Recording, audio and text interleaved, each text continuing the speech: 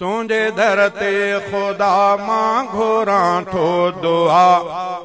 बख्श मुंहिंजा धणी मुंहिंजी हर का खता तुझे दर ते खुदा मां घोरां थो दुआ बख्श मुंहिंजा धणी मुंहिंजी हर का खता बख्श मुंहिंजा धणी मुंहिंजी हर का खता मां मञा थो त बेशक मां आहियां गंदो पोइ बि तुंहिंजो ई साईं मां आहियां बंदो मां मञा थो त बेशक मां आहियां गंदो पोइ बि तुंहिंजो ई साईं मां आहियां बंदो पोइ बि तुंहिंजो ई साईं मां आहियां बंदो मूं ते पंहिंजो रहम साईं कर का सखा मूं ते पंहिंजो रहम साईं कर का सखा बख्श मुंहिंजा धणी मुंहिंजी हर का खता तुंहिंजे दर ते खुदा मां घोरां थो दुआ बख्श मुंहिंजा धणी मुंहिंजी हर का खता बख्श मुंहिंजा धणी मुंहिंजी हर का खता ओ मेरे मुंहिंजी थी गुज़रे गुनाहनि में रब पोइ बि तुंहिंजे मां आहियां पनाहुनि में रब ओ मेरे मुंहिंजी थी गुज़रे गुनाहनि में रब पोइ बि तुंहिंजे मां आहियां पनाहुनि में रब पोइ बि तुंहिंजे मां आहियां पनाहुनि में रब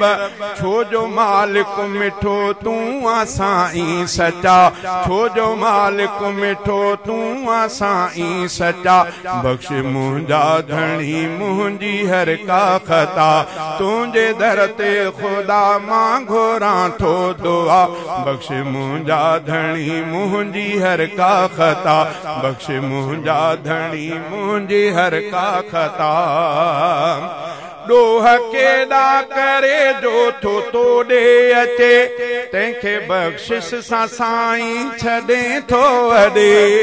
ॾोह केॾा करे जो थो तोड़े अचे तंहिंखे बख़्शिश सां साईं छॾे थो वॾे तंहिंखे बख़्शिश सां साईं छॾे थो वॾे अहिड़ो गफ़ारो आहीं तूं मुंहिंजा ख़ुदा अहिड़ो गफ़ारो आहीं तूं मुंहिंजा ख़ुदा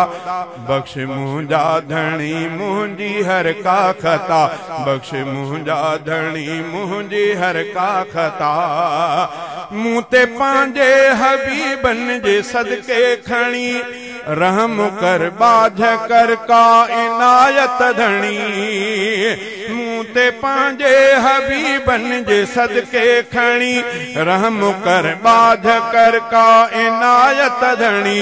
रहम कर बाझ कर का इनायत धणी तोखे ॾियां थो पयो मां तुंहिंजा वासिता तोखे ॾियां थो पयो मां तुंहिंजा वासिता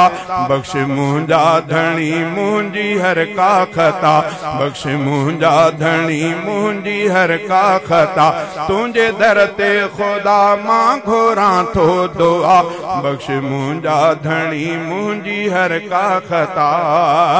पंहिंजे पंवहर ते अल्लाह कर तूं करम रोज़े महशर उन्हीअ जो तूं रखजां भरम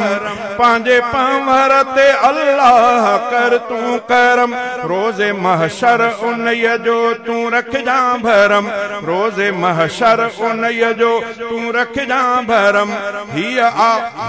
ॾोही अज़ीम जे दिल जी दुआ हिया ॾोही अज़ीम जे दिल जी दुआ बख्श मुंहिंजा धणी मुंहिंजी हर का खता तुंहिंजे दर ते खुदा मां घोरां थो दुआ बख्श मुंहिंजा धणी मुंहिंजी हर का खता